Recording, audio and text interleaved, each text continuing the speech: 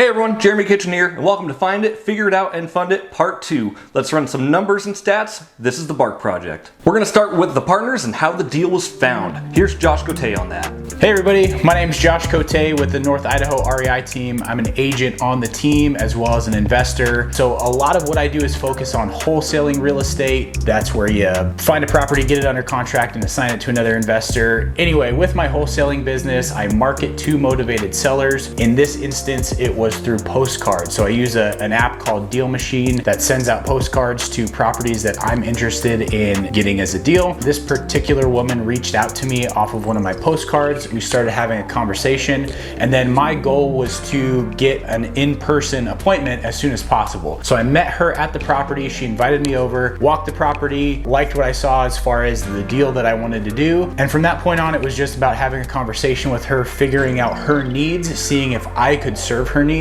and then going from there, we negotiated on a price. In this particular instance, we settled on $100,000. That was the price she needed to make this deal happen. And we moved on to the next step of figuring it out to see if that was gonna work for us. Okay, next we're going to figure the deal out with Nick Beveridge.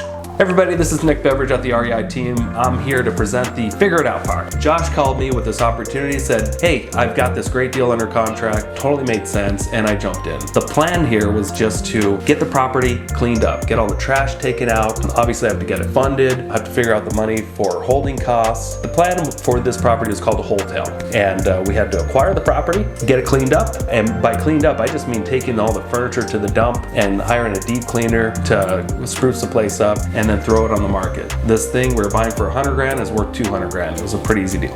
Okay, so lastly, we got the deal funded. So Josh and Nick wanted to keep this project, but they wanted to keep their money out of it. Using other people's money in real estate investing is such a powerful tool. Josh and Nick got a hard money loan for a majority of the purchase price. That's where I come in. We all entered a joint agreement, and my role was to come up with up to $10,000 to help clean, close, and renovate the property, along with a bodily services clause that we put in our contract, which basically means I help load the dump trailer and renovate the property if needed.